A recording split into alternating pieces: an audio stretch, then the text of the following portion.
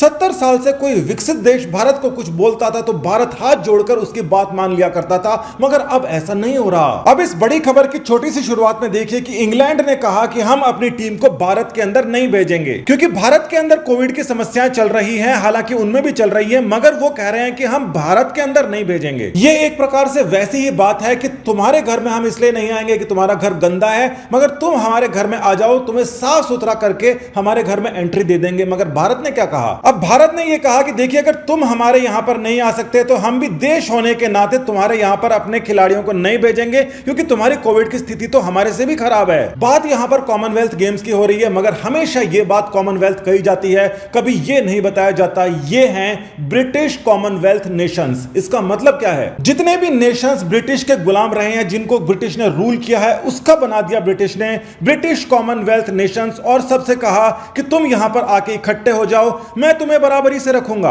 तो ये सारे के सारे देश बराबर हैं इस प्रकार से कि सबको ब्रिटेन ने बराबरी से रूल किया था, तो आपस में ये सभी के सभी देश बराबर हैं। डेफिनेशन में भी यही लिखा गया है। ठोक बजाकर कॉमनवेल्थ की वेबसाइट के ऊपर लिखा गया है कि यह 54 इंडिपेंडेंट और इक्वल कंट्रीज का समूह है और पूरी दादागिरी से लिखा गया है all equal members of a community within the British empire. अब सवाल यह आ जाता है कि भारत कॉमनवेल्थ कंट्रीज के अंदर क्या खुद शामिल हुआ है या उसको जबरदस्ती किया गया है? मतलब बताते क्या हैं? तो देखिए, हर कहानी में वही किरदार 1947 के अंदर जो थे वो सामने आ जाते हैं और यह बताया जाता है कि भारत खुद ही चाहता था कि वो रिपब्लिक तो हो जाए, मगर साथ ही वो मेंबर बना रहे कॉमनवेल्थ कंट्रीज का, यानी कि ब्रिटिश रूल्ड कॉमनवेल्थ कंट्रीज का जबरदस्ती भारत की इच्छा थी ऐसा बनने के लिए। आपकी और मेरी तो होगी नहीं, यानी कि उस समय के लीडर्स ने यह इच्छा जाहिर की थी। अब यह देखिए, इसी साल मार्च 2021 की खबर है और भारत ने कहा था कि भारत के खिलाफ जिस प्रकार से रेसिज्म किया जाता है यूनाइटेड किंगडम के अंदर,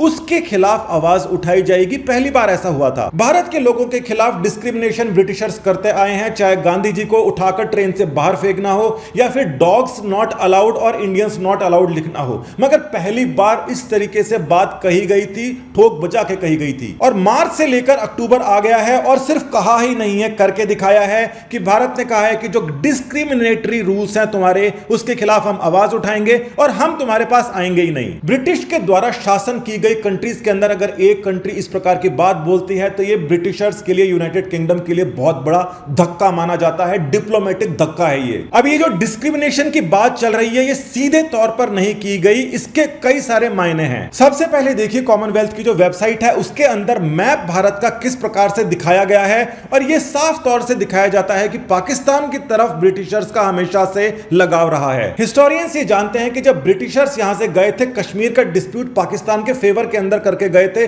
ताकि यह डिस्प्यूट बना रहे और पाकिस्तान थोड़ा सा भारत को दबाता रहे। पाकिस्तान की लीडरशिप को ब्रिटिशर्स बहुत ज्यादा लॉयल मानते थे कि यह बहुत ज्यादा वफादार है और आपने देखा भी है कि आज के समय भी पाकिस्तान के अंदर एज अ कंट्री कुछ नहीं है, कुछ लोग हैं जो कि ब्रिटिशर्स के वफादार हैं। दूसरी ओर भारत की शुरुआत हालांकि ठीक नहीं हुई थी। कश्मीर के मसले के अंदर कई अजीबोगरीब निर्णय लिए गए थे, कागज हमारे पास में होने के बावजूद भी डिस्प्यूट बना रहा, जबकि पाकिस्तान को बोलते हैं कि कागज दिखाओ, तो उनके पास कागज नहीं है कश्मीर की ओनरशिप का। आपको इस बात की जानकारी भी होनी चाहिए कि जो क्वीन है या किंग है जो ब्रिटेन के, वो 15 कंट्रीज का एक रिल्म है और उस पूरी रिल्म की ये अकेली क्वीन या क्वीन मानी जाती हैं। ये यहां पर जो लिस्ट देख रहे हैं, ये कनाडा की शिप्स की लिस्ट है और सबके आगे HMCS लिखा हुआ है, यानी कि हर मैजेस्टी कैनेडियन शिप। ये जो 15 कंट्रीज की रिल्म है, इसको महारानी की निजी प्रॉपर्टी माना जाता है और जहां पर भी वो जाती हैं अपना अलग झंडा लेकर जाती हैं। वहां के जो प्राइम मिनिस्टर हैं वो इनके प्राइम मिनिस्टर माने जाते हैं,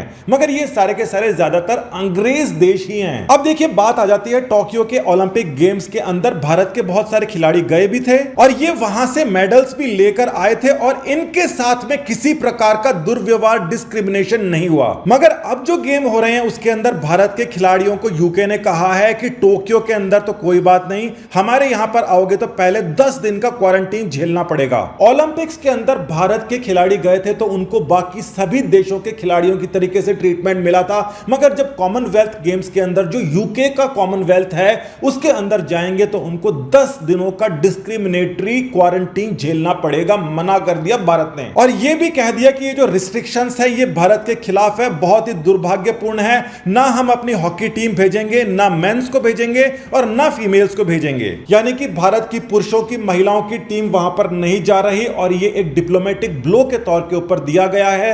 इस मामले के अंदर सीधे तौर के ऊपर लड़ाई नहीं हो सकती, क्योंकि 70 साल के अंदर जो सिचुएशन बनी है वो धीरे धीरे से सेटल होगी। स्टेप बाय स्टेप, धीरे धीरे सॉफ्ट तरीके से ये यूके को और बाकी कंट्रीज को बताया जा रहा है कि ये 1947 वाला भारत नहीं है, ये भारत 2020 वाला भारत है। और यहां पर हमें मना करना भी आता है, जवाब देना भी आता है। जी हुजूरी हम नहीं करते। नमस्कार, धन्यवाद।